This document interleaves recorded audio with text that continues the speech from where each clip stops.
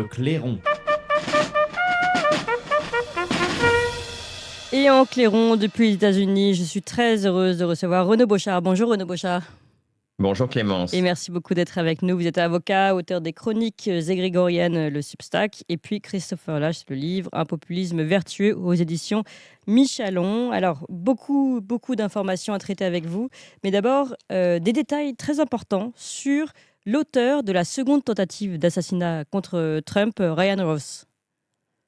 Oui, je pense qu'on n'a pas fini avec les détails sur Ryan Wesley Roth, qui est un nom qui rappelle en même temps Lee Harvey Oswald. Je ne sais pas pourquoi, en fait, dans l'histoire américaine, Oui. les grands assassins ont toujours des noms avec une initiale au milieu. Là, on a appris, alors d'abord quand même, Ryan Wesley Roth, la première des choses qui m'a quand même frappé, c'est lorsqu'on a commencé à entendre parler du personnage, c'est de se demander pourquoi un entrepreneur en bâtiment parcourt le monde comme ça pendant plusieurs décennies et d'où viennent ces financements. Puis alors en plus, c'est d'autant plus intéressant que la personne a été condamnée en fait pour possession d'une arme de destruction massive. La dernière fois que j'ai vérifié, la seule personne que je pouvais trouver, c'était Saddam Hussein, Hmm. qui d'ailleurs a été innocenté tragiquement après son exécution, pour la possession d'armes de destruction massive. Donc c'est quand même quelque chose d'assez anodin qui normalement aurait dû placer Ryan Oui. Wesley Roth sur une no-fly list, hein. Oui. Donc, donc on se demande pourquoi ce type passe son temps à travailler de par le monde. Et là, on a un certain nombre de détails qui sont sortis à l'occasion d'une audition devant la Chambre des représentants de la personne en charge de l'enquête au sein du Department of Homeland Security. Et là, il était fait mention d'un rapport de la police fédérale des frontières, selon lequel, je cite, le suspect est un citoyen américain qui s'est rendu à Kiev en Ukraine pendant 3 mois pour aider à recruter des soldats d'Afghanistan, de Moldavie et de Taïwan pour combattre dans la guerre ukrainienne contre la Russie. Le sujet a déclaré qu'il n'était pas payé pour ses efforts de recrutement et que tout son travail pour le gouvernement ukrainien est strictement bénévole. Oui. Le sujet, c'est assez extraordinaire quand même, le sujet a également déclaré qu'il obtient de l'argent de sa femme pour financer ses voyages en Ukraine. Alors ça, voilà, c'est quelque chose qui me paraît tout à fait intéressant, sur lequel on aurait dû se pencher. Les Oui. médias mainstream apparemment n'ont pas saisi l'occasion. Et voilà ce qu'on trouve si on fait un peu de recherche grâce aux réseaux sociaux et grâce à un certain nombre de journalistes assez tenaces. On apprend que Roth s'est récemment remarié avec une femme nommée Kathleen Schaefer. Et en plus du rapport de la police des frontières, on voit le nom de Kathleen Schaefer réapparaître à plusieurs endroits clés. On voit notamment qu'elle aurait aidé à éditer le livre de Roth. Alors, je t'apprends aussi en même temps qu'il a écrit un livre, alors ça c'est assez intéressant, qu'elle a lancé une petite campagne GoFundMe pour ses aventures en Ukraine. Et on apprend grâce à des journalistes citoyens en fait sur les réseaux sociaux qu'elle est connectée à une page LinkedIn d'une personne du même nom correspondante à son profil et vivant à Hawaï, qui est le dernier lieu de résidence connu de Ryan Wesley Roth. Donc ça me paraît être une indication assez forte. Oui. Et si c'est bien elle, Kathleen Schaefer travaille pour une grande entreprise internationale qui est cotée en bourse, dont personne n'a jamais entendu parler, qui s'appelle Maximus. Hmm. Un nom très très courant. Toutes les entreprises autour de Washington DC ont tous des noms grandioses comme ça. Et plus elles ont de noms grandioses, plus il y a de chances que ce soit des contractants de la défense ou des contractants de la communauté du renseignement. Ok, Et si je on vois venir. c'est- Oui. Donc, si on va d'ailleurs voir le profil LinkedIn de Maximus Corporation, eh bien, on voit qu'elle a son siège social à l'adresse 1600 Tysons Boulevard, McLean, en Virginie. Et si on fait une recherche sur Google Maps ou je ne sais quoi, eh bien, on voit que seulement 6 miles au nord-ouest du siège de Maximus se trouve, eh bien, je vous le donne en mille, le siège de la CIA. C'est, Hmm.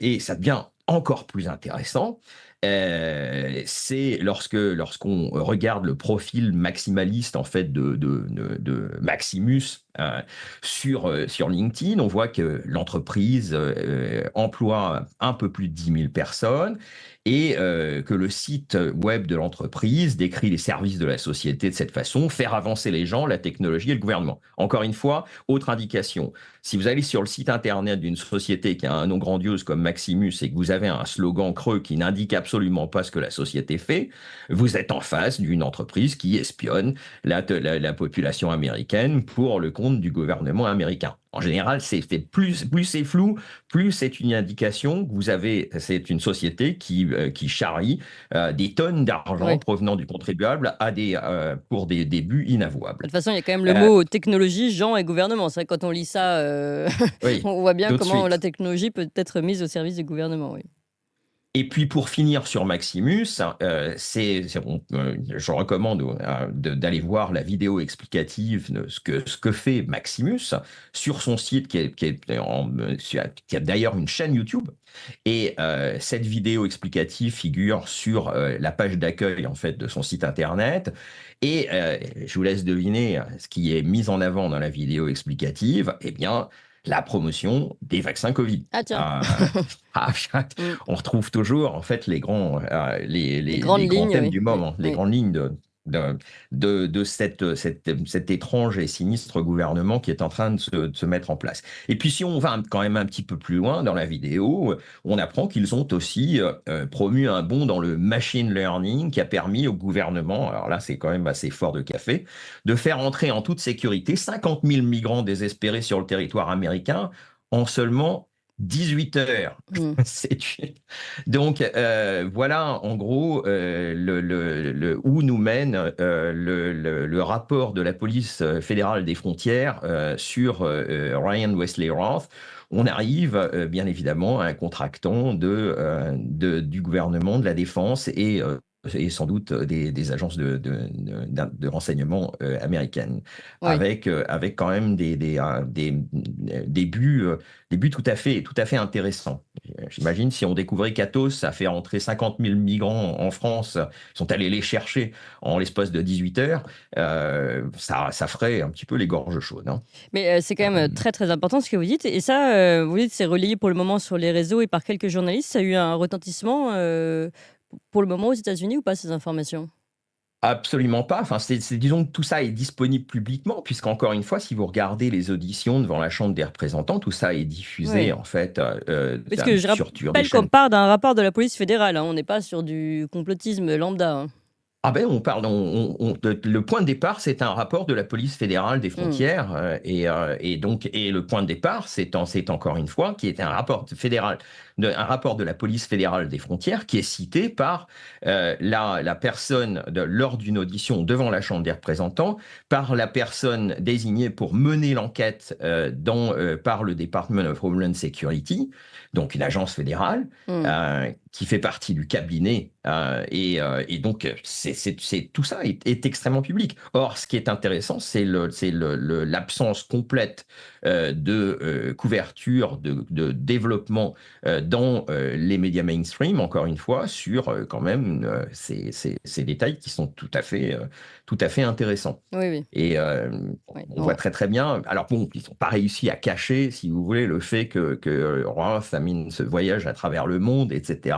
Et quand même des volontaires, recruter des volontaires en Ukraine, mais tout ça est quand même assez dissimulé. Et souvent en fait passé sous silence au profit d'informations plus communes. Ouais.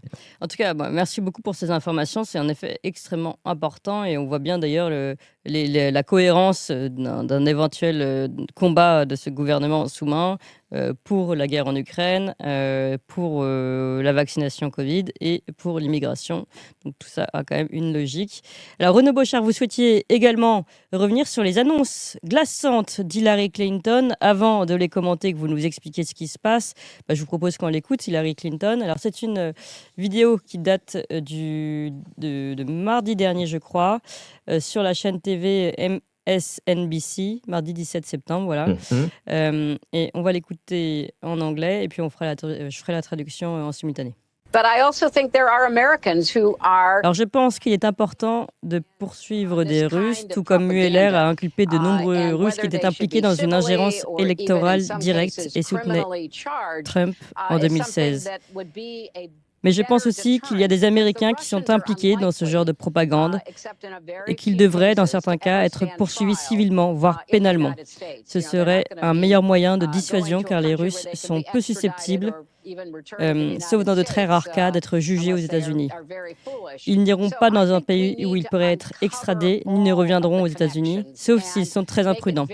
Je pense donc qu'il est nécessaire de démasquer les traîtres et de rendre très clair que, peu importe comment vous votez, nous n'allons pas les laisser, des adversaires, qu'il s'agisse de la Russie, de la Chine, de l'Iran ou de tout autre pays, tenter d'influencer les Américains dans le choix de nos dirigeants. Voilà. Alors, Renaud Bochart, c'est vous qui avez voulu pointer du doigt cette prise de parole d'Hillary Clinton. Pourquoi trouvez-vous que ces propos sont glaçants et inquiétants ? Moi, je ne suis pas le seul d'abord à trouver que ces propos sont inquiétants, puisqu'en fait, vous avez un certain nombre de grands journalistes, ou en tout cas de voix libres, comme des gens comme Matt Taibbi et comme Walter Kern, qui l'ont relevé. Ça a été très très présent. Cette vidéo a énormément circulé en fait sur les réseaux sociaux. Ça inquiète beaucoup en fait dans les milieux libres aux États-Unis. Et pourquoi? Parce que si on regarde l'interview dans sa totalité, qui était une interview sur MSNBC par Rachel Maddow, qui est vraiment probablement la pire des propagandistes, c'est en tout cas la plus caricaturale sans doute de ce nouveau régime. Ce que Clinton annonce, c'est deux choses en fait. D'abord, l'inévitabilité d'une guerre civile. Rien que ça. Oui. Et bien sûr, l'inévitabilité d'une guerre civile autour d'une élection contestée. Donc, on apprend quand même plusieurs choses assez lourdes de conséquences. D'abord, il ne s'agit pas d'une mise en garde, d'une inquiétude vis-à-vis d'une élection contestée. C'est la façon dont Hillary Clinton le mentionne, et j'y reviendrai, d'autres médias, d'autres personnes, et vraiment nous sommes dans une annonce, pas une mise en garde. Hein. Oui.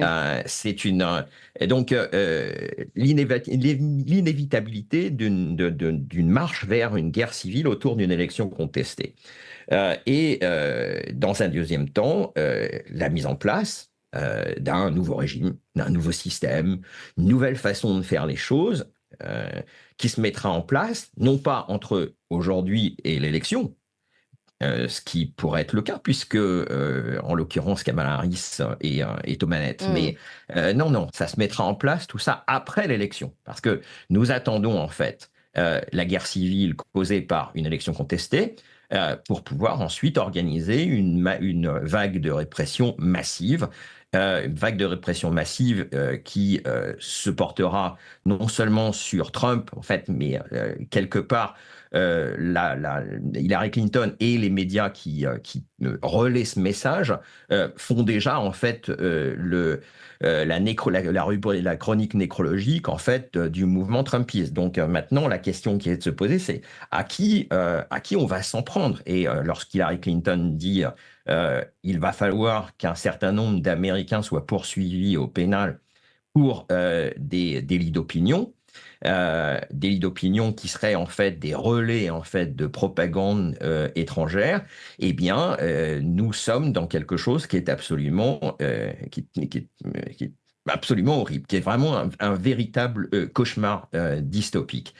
Et ces propos sont d'autant plus inquiétants que je rappelle quand même d'abord que Hillary Clinton a été secrétaire d'État sous Obama, que le secrétariat d'État sous Obama a été érigé en fait en fer de lance de la lutte contre la désinformation provenant de sources étrangères, notamment avec la création, je vais revenir là-dessus, du Global Engagement Center au sein du département d'État qui a eu un rôle central, en fait, notamment révélé par les Twitter Files, dans les dispositifs de censure appliqués directement par le gouvernement américain, la pression exercée par le gouvernement américain sur les réseaux sociaux et notamment sur Twitter. Et lorsqu'on sait, en même temps, et c'est pour ça que ça justifie un petit peu le titre que je voulais donner à cette chronique aujourd'hui, lorsqu'on sait que Hillary Clinton est à l'origine du programme d'exécution extrajudiciaire par drone qui a été massivement utilisé sous l'administration Obama. Je rappellerai quand même que rien qu'au Pakistan, sur les 407 frappes par drone ordonnées par Obama, qui ont tué au total 3089 personnes, 300 ont été effectuées lorsque Hillary Clinton était secrétaire d'État. Et lorsque vous voyez en même temps que on passe d'une justification de la censure, parce que déjà d'ailleurs, en fait, ce qui s'est passé avec la censure, c'est que vous aviez déjà des systèmes de censure qui étaient, ça nous est tombé dessus complètement par surprise, alors que l'appareil de censure était déjà mis en place précisément via des organisations comme le Global Engagement Center. Et maintenant, on a dépassé le stade rhétorique, en fait, de la justification de la censure pour défendre la démocratie ou pour la fortifier, comme ils le nomment avec leur langage fait de pléonasme et de néologisme. Eh bien, maintenant, on justifie non seulement des sanctions pénales pour des délits d'opinion, ce qui dépasse en fait même le macartisme, puisque dans le macartisme, en fait, il fallait quand même que des sympathisants, en fait, et prévu des vis-à-vis de plans, l'Union soviétique, et commis des délits pour être poursuivis au pénal. Donc là, on poursuit directement pour des délits d'opinion. Mais il n'y a qu'un pas entre eux, et c'est ce que Walter Kern dit très souvent. Nous sommes sans doute à quelques mois, en fait, de la première exécution extrajudiciaire par drone pour des propos, pour un tweet, ou pour des propos échangés sur Internet, voire comme pour une chronique comme celle que je suis en train de faire en ce moment. D'accord, ça c'était le moment très joyeux de l'émission. Non, attendez, donc là, parce que c'est quand même, on rigole, mais c'est quand même très très grave. Ça veut dire que aujourd'hui, le délit d'opinion existe si on écoutait Hillary Clinton aux États-Unis, et que vous dites finalement Hillary Clinton a mis en place des programmes d'exécution extrajudiciaire par drone. Il faut que vous nous expliquiez à quoi vous faites exactement référence, et donc qu'il est possible qu'il y ait des programmes d'exécution. Enfin, vous imaginez qu'on peut avoir un glissement comme ça de l'exécution de personnes américaines qui auraient commis un délit d'opinion? Pour l'instant, disons que quand on commence à annoncer des sanctions pénales contre des Américains, en dépit quand même de cette présence gênante du premier amendement dans la Constitution, je vous dis encore une fois, dans la montée en fait vers le totalitarisme et vers la violence d'État contre des citoyens américains, on voit en fait le risque qui se profile. C'est de voir un certain nombre de choses qui se sont produites sur des étrangers. Alors, est-ce que vous donnez des exemples? Les assassinats par drone dans des zones comme le Pakistan, comme le Niger, mais de personnes qui ont été jugées, qui ont été considérées comme... Non, justement, ça c'est les assassinats par drone. La particularité de ces assassinats par drone, c'est que c'était ordonné directement depuis la Maison Blanche, ou en tout cas l'administration américaine, mais sans aucune forme de procès. Il s'agissait pas ce sont encore une fois des exécutions extrajudiciaires. Donc c'est exactement le genre de choses qui est condamné par toutes les organisations de droits de l'homme lorsque c'est pratiqué par des régimes comme la Russie, comme la Chine, ou comme des dictatures. Donc ça, on sait très bien. En dehors d'un terrain de guerre. En dehors en dehors d'un terrain de guerre, ou en tout cas, disons que lorsque c'était au Pakistan, il y avait pas, c'était pas un terrain de guerre, c'était un terrain de traque contre le terrorisme. Or, vous avez 3089 personnes qui ont été assassinées par des opérations avec des drones au Pakistan sous les deux mandats d'Obama. Donc, c'est juste, en fait, j'extrapole ce qui risque de se passer, mais quand on commence à parler effectivement de sanctions pénales pour un délit d'opinion, Oui. alors en sachant que l'expression est protégée par le premier amendement, et lorsqu'on voit en fait se reformuler un nouveau régime fondé sur la traque de l'extrémisme, quand on voit ce que les États-Unis ont été capables de faire à l'étranger, précisément au nom de la traque contre l'extrémisme, ça s'appelait à l'époque la Global War la guerre globale contre le terrorisme, tout ça est extrêmement inquiétant. Et ce qui est d'autant plus inquiétant, c'est que si on prend, les propos d'Hillary Clinton ne viennent pas seuls, hein. Dans la même semaine, il y a un article du New York Times assez menaçant, dont le titre a été modifié d'ailleurs en cours de route. Le titre original, c'était « La violence autour de Trump inquiète le monde ». Le titre a été abandonné pour dire « La seconde tentative d'assassinat contre Trump alarme le monde ». Et les journalistes du New York Times, en fait, utilisent une vieille technique éculée de journalistes qui fait dire, en fait, à un certain nombre de voix étrangères, et notamment en l'occurrence, un des idiots utiles, c'est l'expert de plateau français, Corentin Célin, qui n'arrête pas de parler de l'extrême violence de la vie politique américaine, et qui craint une élection contestée, et qui donc craint des violences, voire une montée vers la guerre civile autour de l'élection. En fait, Corentin Célin est utilisé pour faire dire, on lui fait dire ce que le New York Times veut dire. C'est-à-dire que nous allons droit vers la guerre civile. Encore une fois, l'inévitabilité de la guerre civile. Lié à la montée de Donald Trump. Lié à la montée de Donald Trump. En fait, une montée de la violence politique dont Trump est entièrement jugé responsable, y compris d'ailleurs de la violence dirigée contre lui-même.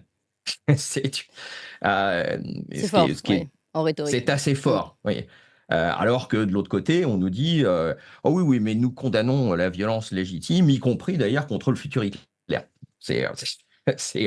Donc, on est devant en fait une espèce de chambre d'écho qui relaie en fait ce thème de l'inévitabilité de la guerre civile autour de l'élection et du besoin derrière d'un nouveau régime de répression massive.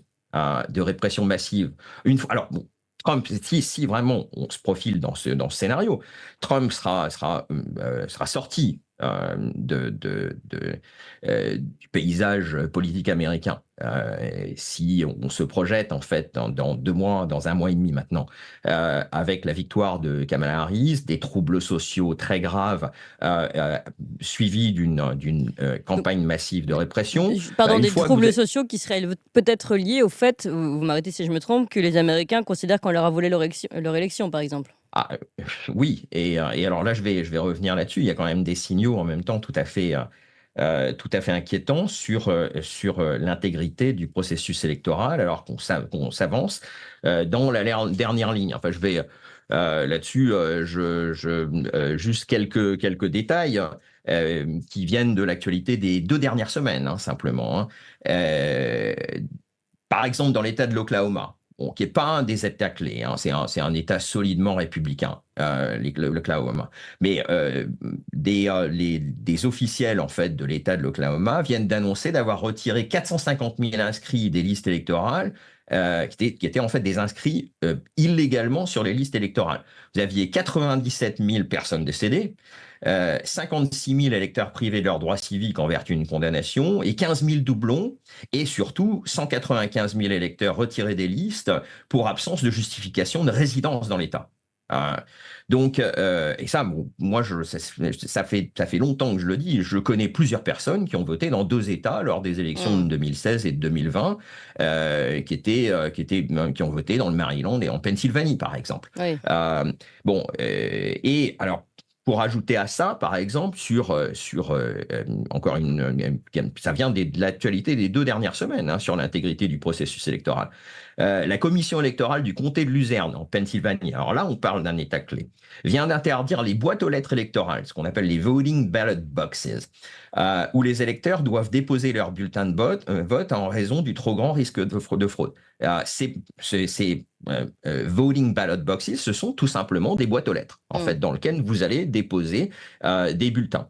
Je rappelle qu'en Pennsylvanie, les bulletins ont déjà été envoyés aux électeurs inscrits sur les listes. Donc, les électeurs commencent en fait à voter en Pennsylvanie en allant précisément déposer leur bulletin de vote dans ces boîtes aux lettres. C'est pas du tout la même sécurité, par exemple, que lorsque vous votez à une élection française avant qu'on institue généralement le vote électronique, ce qui sera la porte ouverte à toutes les fraudes. Mais lorsque moi je vais voter au consulat, par exemple, bon, vous avez cette urne transparente, vous avez tout un rituel. Les bulletins de vote sont pas déplacés, ils sont dépouillés le même jour sur le même lieu. Donc vous avez quand même une garantie. Et puis on vérifie votre identité. On vérifie votre identité, ce qui n'est pas du tout le cas aux États-Unis. Encore une fois, moi, je vote dans le Maryland, mais on n'a pas à montrer de papier d'identité. Et c'est le cas dans la plupart des États.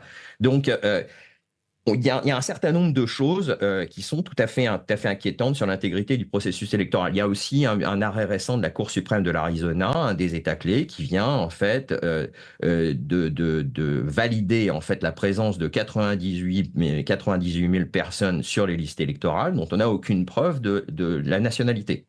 Je rappelle que pour voter aux États-Unis, il faut être citoyen américain. Hein. J'ai été résident permanent pendant 18 ans sur le sol américain. Il m'est pas venu un instant à l'idée que je pourrais voter. Je ne vote que depuis que je suis naturalisé. Donc, vous avez un certain nombre d'inquiétudes qui viennent de ça. Et puis, alors, ces propos d'Hillary Clinton autour de l'inévitabilité de la violence autour d'une élection contestée. Et puis, vous avez en même temps d'autres éléments. Alors, il y a notamment la loi californienne. Alors, ça, c'est la même semaine que Hillary Clinton. Vous avez Gavin Newsom qui promulgue une nouvelle loi californienne, deux lois en fait, les lois AB 2655, Defending Democracy from Deepfake Deception Act of 2024, et AB 2839, Elections, Deceptive Media in Advertisement, qui force les plateformes à retirer des vidéos utilisant l'intelligence artificielle dans une période de 60 jours précédant des échéances électorales. Et le principal problème des lois promulguées par le gouverneur de Californie, c'est que notamment la loi AB 2839, qui est d'application immédiate, ne se borne pas aux publicités des campagnes et des super PACs associés aux campagnes, donc des organisations qui financent indépendamment les campagnes des candidats, mais étend son champ d'application à toute expression concernant un candidat à une élection, incluant des contenus circulant sur l'Internet. Et c'est d'autant plus inquiétant que le déclencheur en fait de ces lois, de la procédure législative en Californie qui a mené à l'adoption de ces deux lois, a été une publicité parodique qui utilise effectivement l'intelligence artificielle, qui présente en fait une fausse publicité de campagne de Kamala Harris, qui, en gros, la présente comme une candidate une candidate de la diversité qui aurait excéder en fait son incompétence pour parvenir à être vice-présidente Oui. et puis ensuite candidate du Parti démocrate, etc. Ouais, Bon, on il est avait clair. commenté l'extrait, il me semble, chez les Tintins. On va peut-être pouvoir l'écouter d'ailleurs un peu plus tard. Mais oui, je vois, elle a fait en effet, elle a eu un grand retentissement cette vidéo. Donc vous pensez que c'est une réponse par rapport à une vidéo qui est donc anti, entre guillemets, Hillary Clinton. Oui, c'est évident que bon, lorsqu'on regarde cette vidéo, il faut vraiment être un débile mental pour penser qu'il ne s'agit pas d'une parodie. Mm. Ah, Oui. et sachant que ça provenait d'un vidéaste qui n'est pas, ça provenait pas de la campagne de Donald Oui, Trump, hein. oui. Donc Alors, là-dessus, on l'a la vidéo si vous voulez. Après, on va commenter, on va la regarder tout de suite. ah bah si vous voulez, Ouais. vous pouvez On, passer la on vidéo. passe la vidéo, on revient tout de suite. I, Kamala Harris, am your Democrat candidate for president because Joe Biden finally exposed his senility at the debate. Thanks, Joe. I was selected because I am the ultimate diversity hire. I'm both a woman and a person of color. So if you criticize anything I say, you're both sexist and racist. I may not know the first thing about running the country, but remember, that's a good thing if you're a deep state puppet. I had 4 years under the tutelage of the ultimate deep state puppet, a wonderful mentor, Joe Biden. Joe taught me rule number 1, carefully hide your total incompetence. I take insignificant things and I discuss them as if they're significant. And I believe that exploring the significance of the insignificant is in itself significant. Talking about the significance of the passage of Je crois qu'on a time. Voilà. compris. Oui, oui, exactement. Alors, pour ceux qui n'ont pas tout compris, voilà, je suis la successeur de la sénilité de Joe Biden. Je suis la représentante de la diversité. Je travaille pour le Deep Si vous me State. critiquez, vous êtes un raciste ou un sexiste, Voilà. etc. Et puis, Bon, la règle numéro 1 de Joe Biden qu'il m'a donnée, c'était cache bien ton incompétence. Bon, voilà. Et puis, Voilà. autre. Non, c'est assez rigolo. Donc, voilà. Vous parliez donc de cette vidéo et donc de la réaction à cette Donc, vidéo. Ce qui est intéressant, c'est que cette vidéo, en fait, lorsqu'elle est sortie, elle est sortie fin juillet. Cette vidéo a été immédiatement retweetée par Elon Musk. Je rappelle encore une fois qu'Elon Musk est une des principales cibles en même temps de l'appareil de censure et de tout l'appareil qui vient après de répression. Et donc, lorsque Elon Musk a retweeté cette vidéo, immédiatement, ça a entraîné une réponse du gouverneur de Californie, Gavin Newsom, qui a dit « Je ferai tout ce qui est en mon pouvoir pour que ce genre de vidéo devienne illégal. Donc, vous avez ensuite, 2 mois plus tard, vous avez ces 2 lois qui sont adoptées, dont le déclencheur a été en fait une déclaration, une indignation du gouverneur de Californie vis-à-vis de cette vidéo. Donc, en fait, ça a fait dire, c'est en gros par des moyens détournés, Gavin Newsom est en train d'interdire la satire. Sachant que quand même les lois sont rédigées d'une façon qui fait qu'il y a une exception pour la satire, mais en même temps, la loi EBI 2839, et là, elle a un champ d'application extrêmement vaste qui lui permet en fait d'aller au-delà simplement des deepfakes qui seraient effectivement diffusés par les campagnes, par les campagnes des candidats. Donc, c'est vraiment tout ça a créé un climat extrêmement inquiétant où on voit très bien se profiler si on utilise un petit peu des techniques de scénariste, si on essaie de se profiler dans des techniques d'écriture de fiction, etc. Si on a un petit peu la main à l'écriture de scénarios de fiction, eh bien, on voit très bien se profiler ce qui va se dérouler dans 2 mois. Et on voit très bien que nous ne sommes pas, encore une fois, nous ne sommes pas devant des mises en garde contre une guerre civile. Nous sommes devant une annonce. Et Un avertissement. C'est même plus qu'un avertissement, c'est-à-dire, c'est le plan. C'est le scénario qui a été, c'est le récit déjà. On est en train de nous dire, de toute façon, il n'y a aucun doute. Cette élection va être contestée.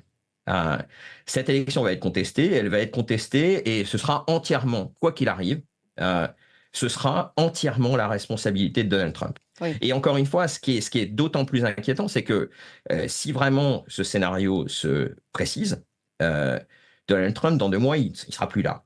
Donc, pourquoi est-ce qu'on crée tout cet Pourquoi il appareil sera de plus là? censure? Bah, il sera le phénomène Trump sera, enfin, si le phénomène Trump se rattache à une seule personne, sera fini. Il sera battu, il sera destitué. Trump sera absent. Donc, qu'est-ce qui reste maintenant? Et Mm. c'est là, en même temps, ce qui est le plus inquiétant, c'est que depuis le point de départ, le phénomène Trump n'a pas été à propos de Trump, mais a été à propos de ses électeurs. Si vous lisez par exemple un certain nombre de chroniques Mm. de gens comme euh, euh, pardon, l'ancien prix Nobel de Krugman, par exemple, vous avez un certain nombre de chroniques qui sont extrêmement méprisantes, voire vraiment infamantes, vis-à-vis de tout un segment de la population, les populations rurales, les populations blanches. C'est vraiment une espèce de diabolisation en fait de toute une Amérique, qui est une Amérique d'ailleurs, qui est plutôt une Amérique de producteurs, plutôt que ce que j'appellerais la classe des virtuels ou la classe professionnelle Ouais, ouais. managériale. Et encore une fois, c'est vraiment la cible On est en fait en train de prévoir de dissoudre le peuple. C'est ce que vous expliquez. Exactement. Donc ce qui se profile, c'est non seulement des poursuites contre tous les soutiens de Trump, ça va commencer par Elon Musk, contre Bill Ackman, etc., mais aussi des poursuites contre eux, lorsque Hillary Clinton dit que ce serait une meilleure dissuasion, en fait, d'aller poursuivre des Américains pour des délits d'opinion que simplement de les censurer. Vous allez avoir un appareil de répression qui va s'exercer contre, ça peut être la moitié de la population Et américaine, donc ou ça en peut tout être cas les vous, Renaud soutiens les plus Bochart. fervents. Ouais. C'est bien évidemment l'inquiétude que tout le monde a. D'accord. Non, mais c'est très très grave en effet ce que vous nous avez révélé aujourd'hui, Renaud Bochart. C'est extrêmement important et c'est pour ça qu'on a pris le temps. Et on continuera, si vous le voulez bien, on y reviendra. Merci beaucoup en tout cas pour cette alerte quelques mois avant les élections. J'espère que d'ici là, peut-être il y aura des plans de sortie aussi. Il faut peut-être réfléchir à ça aussi. En tout cas, je rappelle que vous êtes auteur des chroniques grégoriennes, le Substack, et puis du livre chez Michelon, Christopher Lasch, Un populisme vertueux. Merci beaucoup, Renaud Bochart.